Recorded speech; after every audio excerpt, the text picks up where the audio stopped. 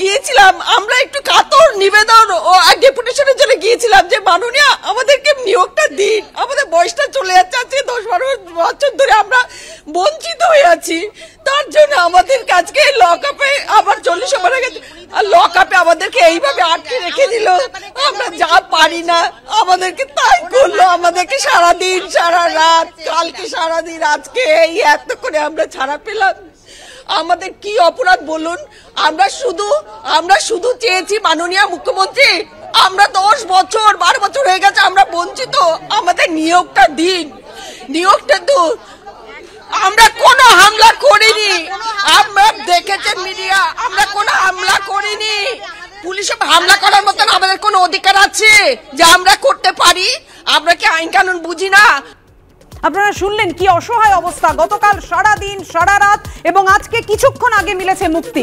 কি অবস্থায় ছিলেন চাকরি প্রার্থীরা, কি যে অভিযোগ তাদের বিরুদ্ধে পুলিশ এনেছে, যদিও সেই অভিযোগ ধোপে টেকেনি আদালতে, তারা জামিন পেয়েছেন, কিন্তু কি অভিজ্ঞতার মধ্যে দিয়ে তাদেরকে যেতে হয়েছে, চাকরি প্রার্থীদের সেই অভিজ্ঞতার কথা আপনাদের সামনে রাখবো। তারা সরাসরি বলবেন তাদের অভিজ্ঞতার কথা, কিন্তু শুরুতেই আপনাদের দেখাবো গতকাল চাকরি চেয়ে মুখ্যমন্ত্রীর বাড়ির কাছে বিক্ষোভ দেখিয়ে যেভাবে পুলিশের জামিন অযোগ্য ধারা জুটলো এবং রাত লকআপে কাটতে হলো, পুরো ঘটনাক্রম দেখবো শুরুতে।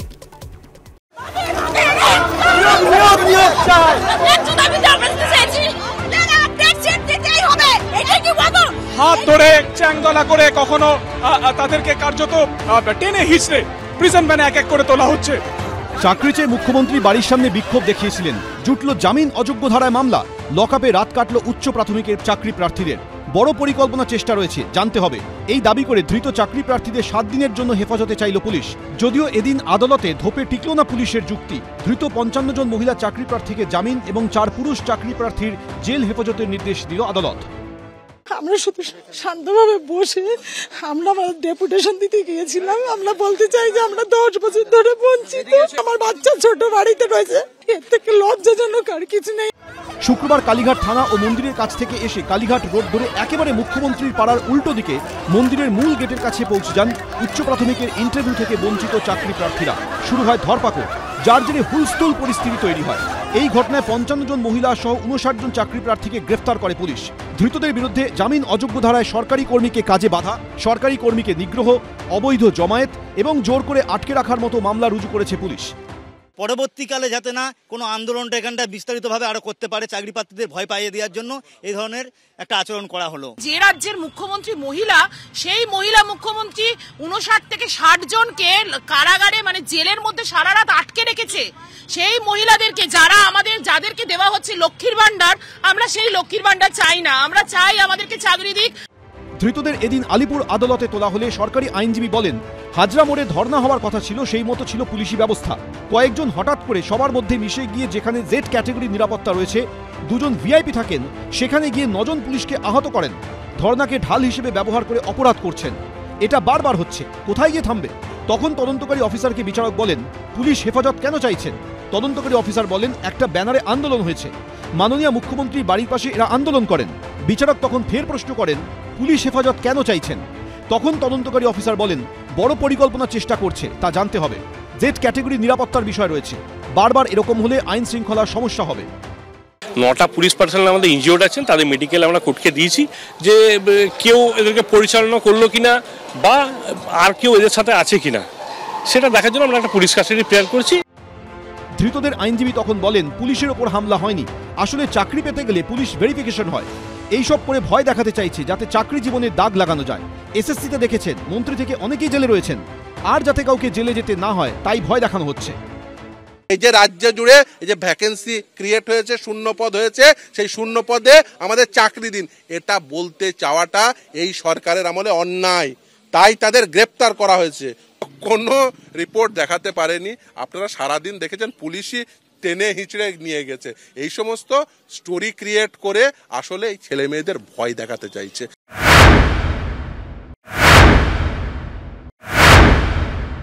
কালীঘাট থেকে পার্লামেন্ট পর্যন্ত যে যেখানে প্রতিবাদ করছে তারপরে মিথ্যা মামলা করা হচ্ছে। আসলে যত স্বৈরতান্ত্রিক প্রবণতা বাড়ে তত বেশি মানুষের অধিকার কেড়ে নেয়। जब पानी सर के ऊपर चढ़ जाता है अच्छा से अच्छा गांधी भगत सिंह बन जाता है। উদ্দেশ্য প্রণোদিতভাবে মুখ্যমন্ত্রীর বাড়িতে যাওয়া, সেখানে যদি কোনো অশান্তি তৈরি হয়, সেখানে যদি প্ররোচনা দিতে গিয়ে অন্য কোনো শক্তি কোনো খারাপ কাজের সুযোগ নেয়, তার দায়িত্ব কে নেবে? মুখ্যমন্ত্রীর বাড়িটা বিক্ষোভ দেখাবার জায়গা? এটা হতে পারে কখনো? তো মুখ্যমন্ত্রীর বাড়ি গেছে বলেই সেখানে নিরাপত্তা বিঘ্নিত হওয়ার আশঙ্কা থাকে, ব্যবস্থা হয়েছে। লালবাজারের তরফে বলা হয়েছে বিক্ষোভের কোনো অনুমতি ছিল না, সেজন্যই আইন অনুযায়ী ব্যবস্থা দেওয়া হয়েছে। পার্থপ্রতিম ঘোষ, সুকান্ত মুখোপাধ্যায়, সুদীপ্ত আচার্য, এবিপি আনন্দ। অত্যন্ত দুর্ভাগ্যের যে এই দিন বারবার দেখতে হচ্ছে। আমাদেরই ঘরের দিদি বোনেরা যারা চাকরি চাইতে গিয়েছিলেন, তাদের ছোট বাচ্চাকে বাড়িতে রেখে, শিশুকে বাড়িতে রেখে তাদের লকআপে কাটাতে হয়েছে রাত। সরাসরি রয়েছেন আমাদের সঙ্গে এই মুহূর্তে নন্দিনী রায় বিশ্বাস, জামিনে মুক্ত চাকরি প্রার্থী, আমাদের প্রতিনিধি সৌমিত্র রায়ের সঙ্গে। বুঝতে পারছি সৌমিত্র, ওনার মানসিক অবস্থা, কিন্তু তুমি যদি একটু ওনার কাছ থেকে জানতে চাও, মারাত্মক সব অভিযোগ তো পুলিশ ওনাদের বিরুদ্ধে, নন্দিনীদের বিরুদ্ধে এনেছেন যে একেবারে পুলিশের ওপর তারা হামলা করেছে।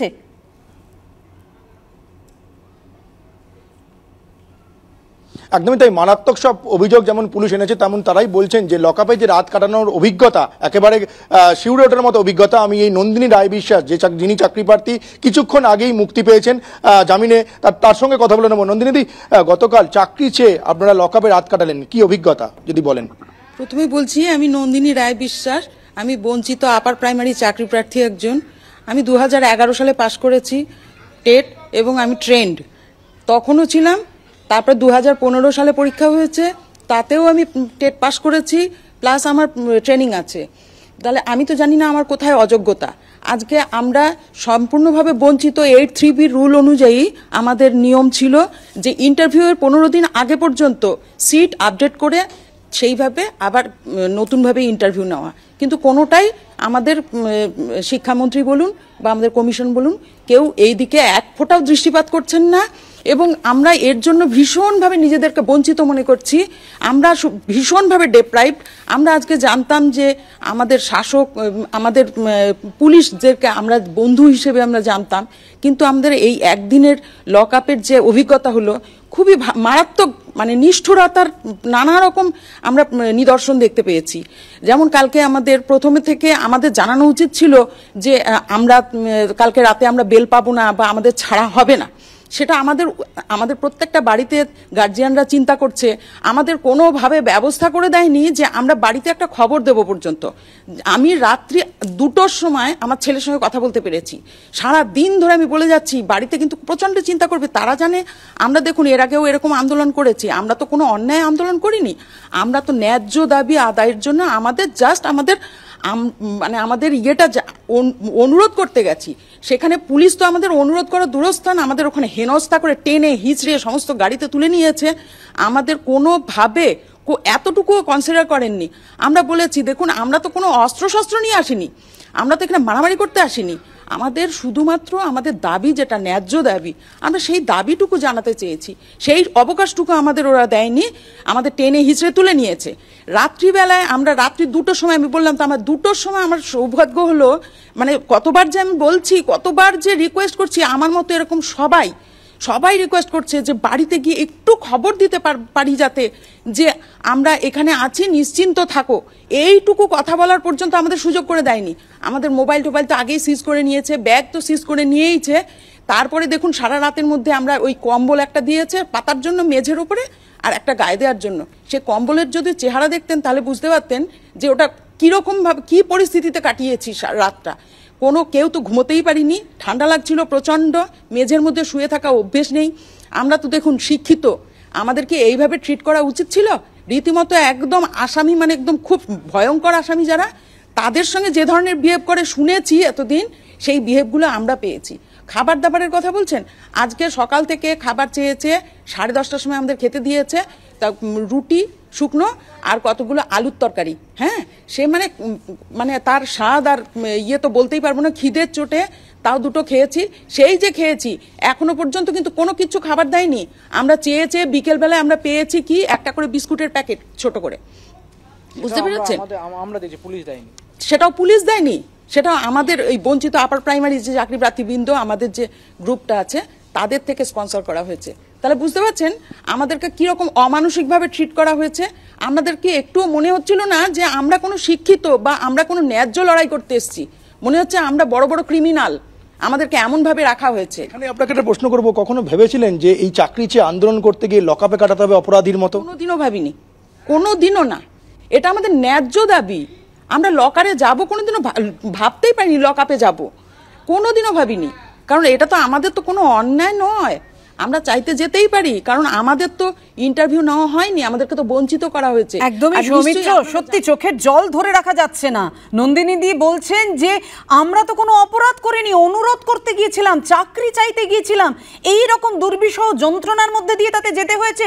যে ব্যবহার তাদের কাছ থেকে, পুলিশের কাছ থেকে তারা পেয়েছেন, আর 5 জন আসামির মতো, বৈশ্বনাথ দা কি অপরাধ তাদের?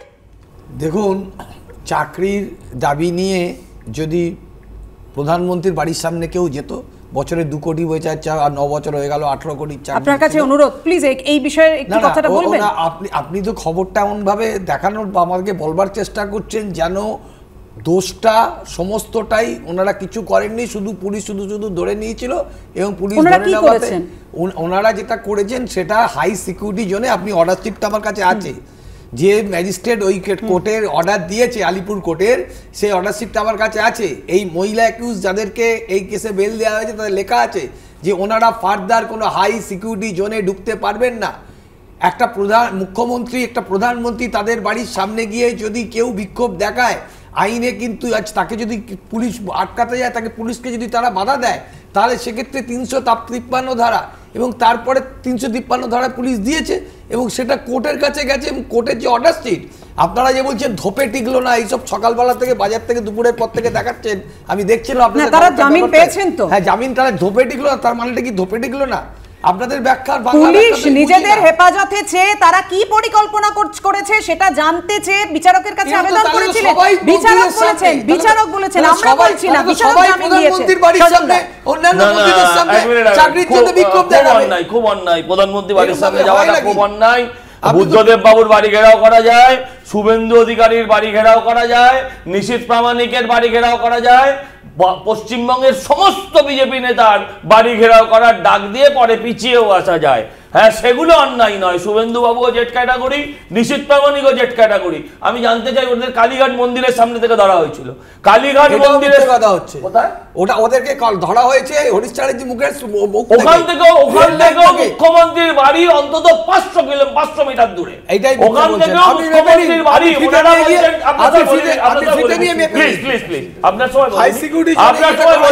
আপনার সময় বলিনি। আমি বলছি যদি কেউ হাই সিকিউরিটি জোনে ঢুকেও পড়ে, তাকে আপনি কি ধারায় দেবেন? আপনি জানেন না এরা সন্ত্রাসবাদী কিনা? আপনি জানেন না যে আপনি যাদের ধরেছেন 59 জনের মধ্যে 55 জন মহিলা, তাদের বয়সেও একটা সীমারেখা আছে। আপনি দেখুন, মুশকিলটা হচ্ছে পার্থও জেলে, যে চুরি করেছে সেও জেলে, যাদের মাল চুরি গেছে তারাও জেলে। 4টে ছেলেকে জেলে পাঠানো হয়েছে, 4 জন ছেলের সঙ্গে পার্থ চ্যাটার্জির দেখা হবে নিশ্চয়ই জেলের ভেতরে। পার্থবাবু তাদের থেকে মুখ দেখাতে পারবেন তো? আমি জানতে চাই যে আপনারা বলুন যে বাংলার মুখ্যমন্ত্রী একজন মহিলা, এই মহিলাদের এইভাবে তারা টেনে হিজড়ে তুলে নিয়ে যাচ্ছে। বৈশাদা, আপনি এগুলো বলছেন, একদিন জল নিয়ে বলছেন, আসবো সজল দা, চোখে জল নিয়ে বলছেন যে আমরা চাকরি চাইতে গিয়েছিলাম, অনুরোধ করতে গিয়েছিলাম, সেখানে পুলিশের ওপর হামলা তো দূরস্থ। মানে এটা আমরা করব কেন? আমাদের হাতে তো পেন ছিলেন, মানে আরেকজন আমাদের সঙ্গে রয়েছেন স্টুডিওতে এক চাকরি প্রার্থী, তিনি পেন দেখিয়ে বলছেন এইটা আমাদের কাছে ছিল, এই পেন দিয়ে আমরা হামলা করবো। আমরা ওনার কথাও শুনবো। সামনেই আর একদিন পরেই বড়দিনের উৎসব, কিন্তু এই চাকরি প্রার্থীদের বড়দিন কবে আসবে বলতে পারেন? 55 জন মহিলা চাকরি প্রার্থীর জামিন হলো, 4 পুরুষ চাকরি প্রার্থীর জেলে হেফাজতে নির্দেশ দিল আলিপুর আদালত। আমি সলিলদার কাছে আসবো। সলিলদা, অপরাধ কি? তারা তো চাকরি চেয়েছিলেন এবং যে জায়গায় গাড়ি ঘোড়া চলাচল করে সেখানে তারা বিক্ষোভ করেছিলেন, কিন্তু জামিন অযোগ্য ধারায় সরকারি কর্মীকে কাজে বাধা, সরকারি কর্মীকে নিগ্রহ, অবৈধ জমায়েত, জোর করে আটকে রাখার মতো মামলা রুজু করেছিল পুলিশ। আমি কয়েকটা পয়েন্ট বলবো। 1 নম্বর হচ্ছে, যদি তারা সেখানে 144 ধারা জারি থাকে, ভায়োলেশন অফ 144 হলো 188-এ আইপিসিতে একটা এফআইআর হবে এবং সেটা বেলেবল এফআইআর। 1 2 নম্বর, এর থেকে বারবারিক আর প্রিমিটিভ অ্যাক্ট পুলিশকে দিয়ে করানো হয়েছে under direction of government of West Bengal, পরিষ্কার কথা। 2 3 নম্বর হচ্ছে যে পুলিশ কাস্টডি, 55 জন মহিলাকে পুলিশ কাস্টডি কিসের জন্য? তাদের সঙ্গে কি টেরোরিস্ট কানেকশন পেয়েছে? 1 2 নম্বর, রিকভারি অফ ফায়ার আর্মস, তার কোনো গন্ধ আছে?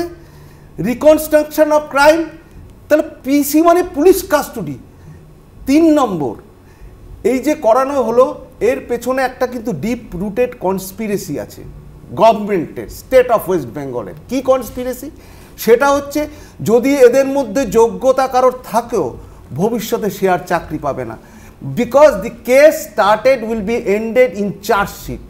তোমার একটা পুলিশ ভেরিফিকেশন হবে whether he is concerned in any criminal case or charge sheeted in any criminal proceedings, number 1.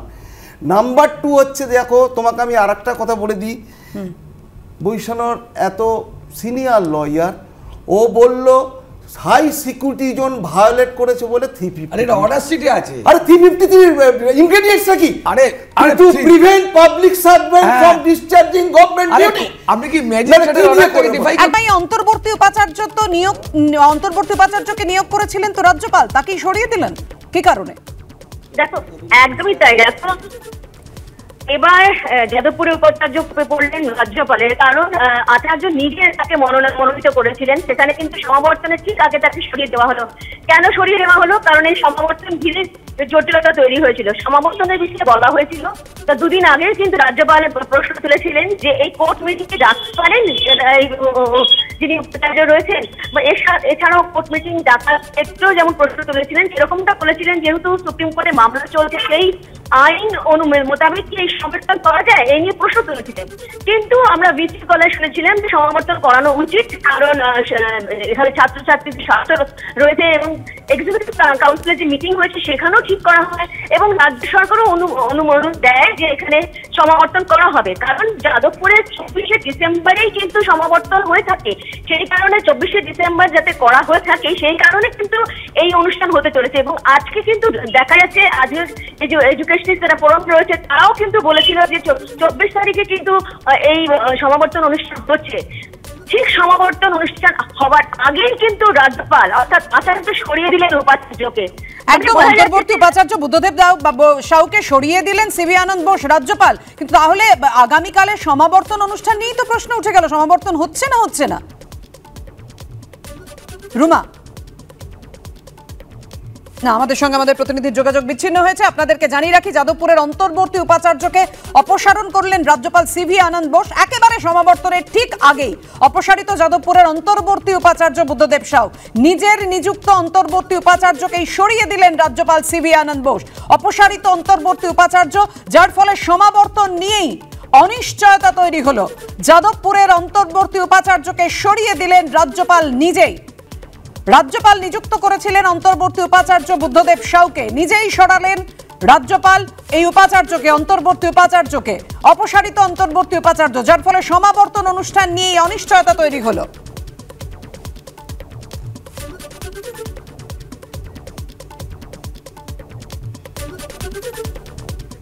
অবশ্যই এই খবরে বিস্তারিতভাবে আমরা আসবো, আমাদের নজর থাকবে। কিন্তু যে খবরে আমরা ছিলাম, চাকরি চেয়ে মুখ্যমন্ত্রীর বাড়ির কাছে যারা বিক্ষোভ দেখিয়েছেন সেই 59 জনকে হেফাজতে চেয়েও পুলিশ পেল না, ধোপে টিকলো না পুলিশের সওয়াল। 55 জন উচ্চ প্রাথমিক চাকরি প্রার্থীর জামিন হয়ে গেল।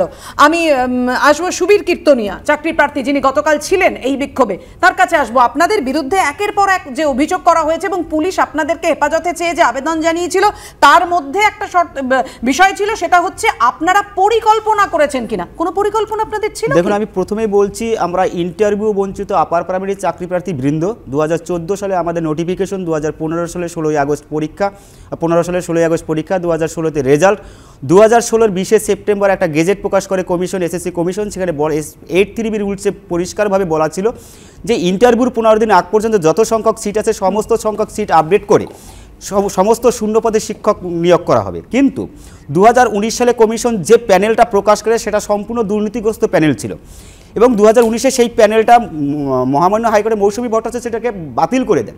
এরপরে 2021-এ যে প্যানেলটা প্রকাশ করে সেখানে দেখা যাচ্ছে স্টেট ওয়াইজ বাড়িয়ে দেওয়া হয়েছে, একাডেমিক স্কোর বাড়িয়ে দেওয়া হয়েছে, একের পর এক ভুলে ধরা পড়েছে সেখানে। তারপরে কমিশন কিন্তু আবার গ্রিভেন্স। আপনারা কি আবেদন নিয়ে গিয়েছিলেন? আমাদের প্রধান আবেদন হচ্ছে যে একের পর এক আমরা 556 দিন ধরে মাতঙ্গিনী মূর্তির পাদদেশে অবস্থান বিক্ষোভ করছি এবং কোর্টের পারমিশনে। কোথায় আপনাদেরকে কোন জায়গাটা থেকে ঠিক অ্যারেস্ট করা হলো? আমাদের অ্যারেস্ট করা হয়েছে কালীঘাটের ঠিক মুখ্যমন্ত্রীর বাড়ির সামনে যে মন্দিরটা আছে তার বাইরে প্রায় 200 মিটার দূরে থেকে আমাদেরকে অ্যারেস্ট করা হয়েছে। সেখানে গাড়ি চলাচল করে? সেখানে গাড়ি চলাচল করে, পাশে দোকান রয়েছে যেখানে বেচা কেনা হয়, সমস্ত কিছু চলছে। অতএব সেখানে কোনোভাবে আমরা 144 ধারা ভায়োলেন্স করিনি এবং আমরা সম্পূর্ণ নিরস্ত্রভাবে, যেখানে পুলিশ আমাদেরকে বলেছে যে আমরা নাকি মানে সেখানে হামলা করতে গেছি। এই পেনটাই ছিল আমাদের মহিলা যে চাকরি প্রার্থীরা ছিল তার মূল ছিল মহিলা চাকরি প্রার্থীরা 55 জন, এই পেনটাই ছিল তাদের কাছে মূল অস্ত্র।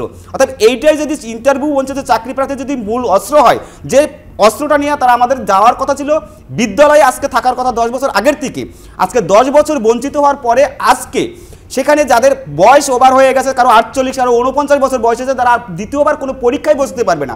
অতএব এর হিসাবটা কারা দেবে? আমাদের জীবন থেকে যে 10 বছর কেড়ে নেওয়া হয়েছে, কারো 48, কারো 49, কারো 50, তারা এই আর আপনারা বলছিলেন হ্যাঁ যে আপনাদের সঙ্গে একেবারে দাগি আসামির মতো ব্যবহার করা হয়েছে।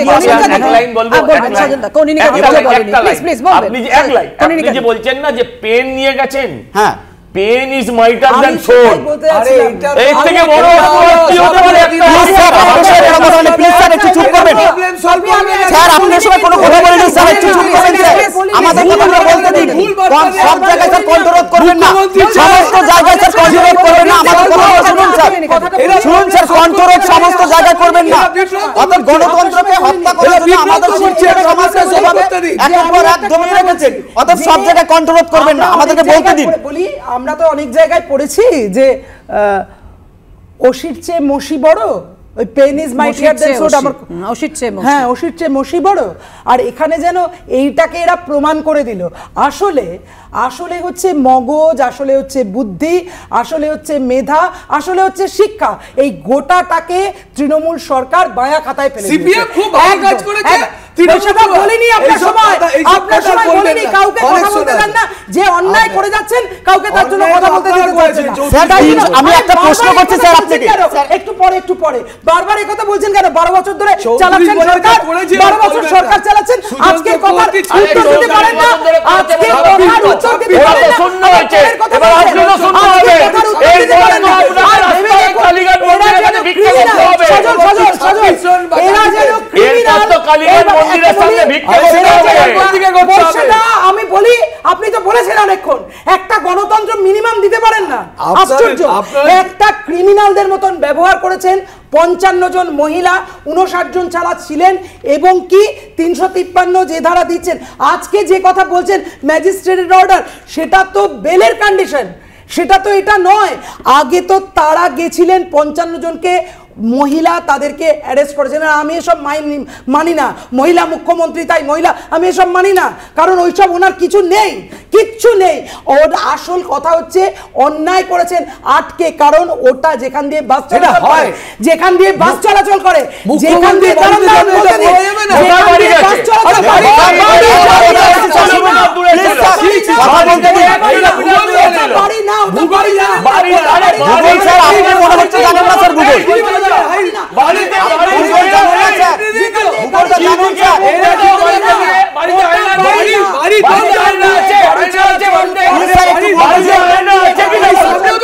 রাজনৈতিক তর্ক বিতর্ক চাপানুতর, কিন্তু এই চাকরি প্রার্থীদের চোখের জল, কান্না কবে মুছবে? যে কিছুক্ষণ আগে যে প্রশ্নটা রেখেছিলাম, তার একদিন পরেই বড়দিনের উৎসব, কিন্তু এদের দিন কবে বড় হবে, কবে তারা চাকরি পাবেন, এই প্রশ্নটা রইল। ফিরে আসছে একটা বিরতির পর, কিন্তু বিরতিতে যেতে যেতে আপনাদের দেখাবো রাজনৈতিক সমাবেশের জন্য যে ব্রিগেড বিখ্যাত, সেই ব্রিগেড থেকে কাল উচ্চারিত হবে গীতাধ্বনি। কলকাতার প্রাণ কেন্দ্রে হবে লক্ষ কণ্ঠে গীতা পাঠ। আর এই কর্মসূচি ঘিরে বাড়ছে রাজনীতির উত্তাপ, দেখুন।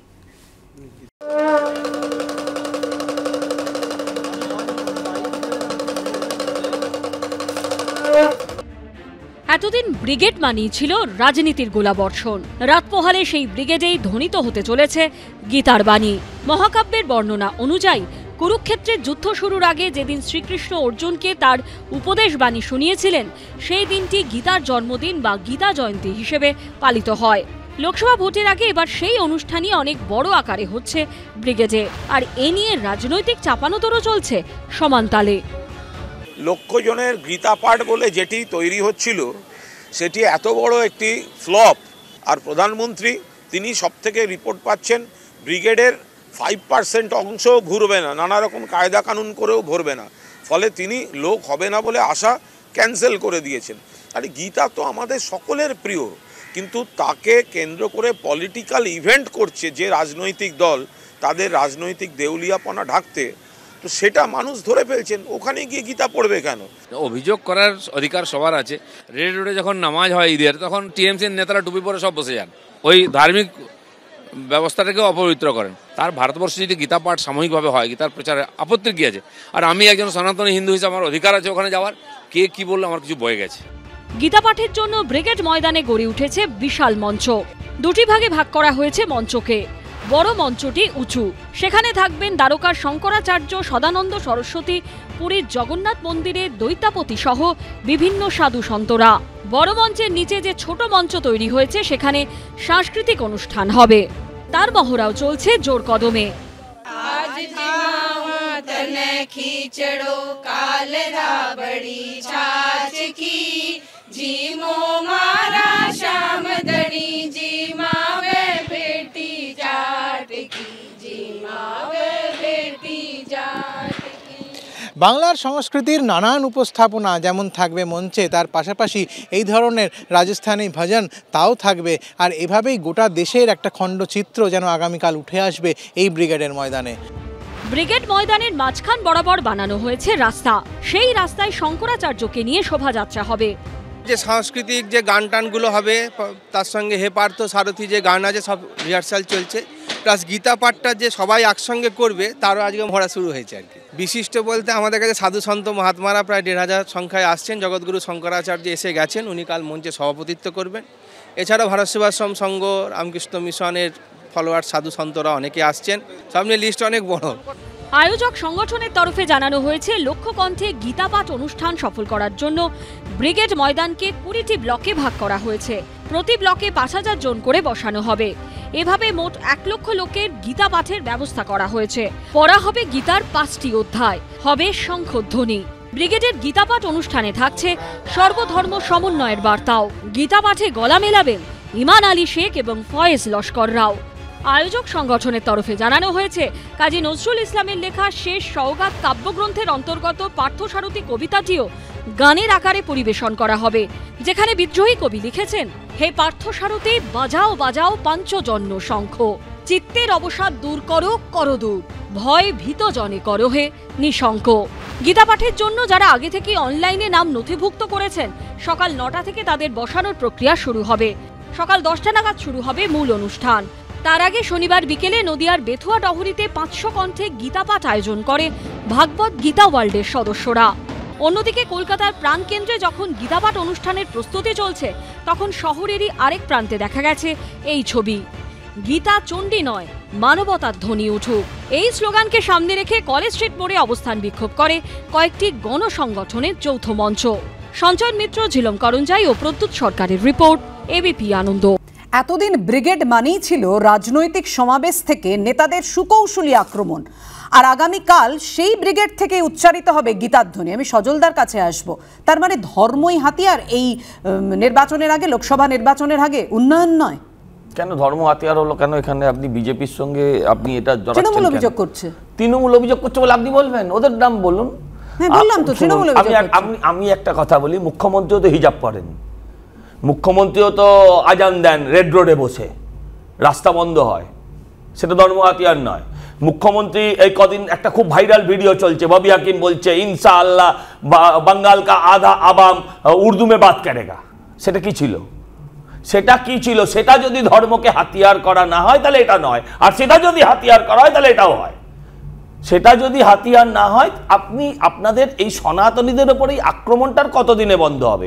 কেউ যদি তার ধর্মকে রাস্তায় বসে একসাথে উচ্চারণ করতে চায়, ধর্মগ্রন্থকে, গীতা মানে একটা পবিত্র ধর্মগ্রন্থ, সারা ভারতবর্ষ না সারা বিশ্বের কাছে সেটা সম্মানিত।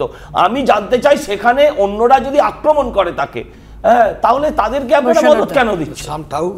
ধরুন গীতা, উপনিষদ, চৈতন্য চরিতামৃত আপনাদের মুখে মানায়, এটা ওনারা বললে তো হবে না। বিজেপির থেকে আমরা হিন্দুত্ব শিখবো না, শিখলে স্বামীজির থেকে শিখবো। বিজেপি ধর্ম ভাঙে গদি দখল করতে চাইছে। আরে গদি দখলের জন্য তো ধর্মটাকে ভাঙাচ্ছেন। কালকে এসে এটা উচ্চারণ করবে, ধর্মটাকে ভাঙিয়ে গদি দখল করা সাধুরা এটা চলে না, এটা চলে না। এটা বাংলার মাটি, এটা রবীন্দ্রনাথের মাটি, এটা রামকৃষ্ণের মাটি। চিন্তা করলে হয় না।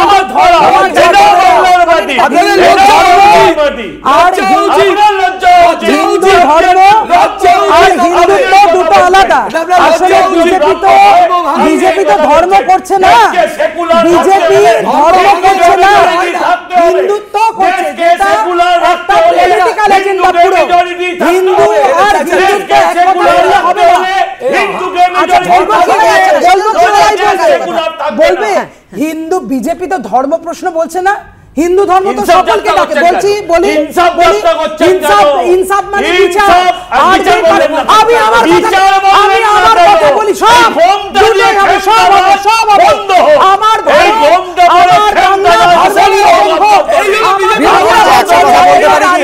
যুদ্ধের সলতে পাকানো শুরু হতে চলেছে কি আগামীকাল ব্রিগেডের এই গীতাধ্বনি থেকে। কিন্তু আগামীকাল যখন ব্রিগেডে উচ্চারিত হবে গীতাধ্বনি, আগামীকাল টেট, আরো একটি টেট, চাকরি প্রার্থীরা এখানেই প্রশ্ন তুলছে যে এই টেট থেকে কি নিয়োগ হবে? তো টেট তো হবে, পরীক্ষা তো হবে, কিন্তু নিয়োগ হবে তো? আগামীকাল সমস্ত খবর আমাদের সবার আগে যদি দেখতে চান অবশ্যই চোখ রাখুন এবিপি আনন্দে। এই মুহূর্তের আলোচনা এখানেই শেষ করছি, সবাইকে ধন্যবাদ। একটু পরেই দেখুন চঞ্চল।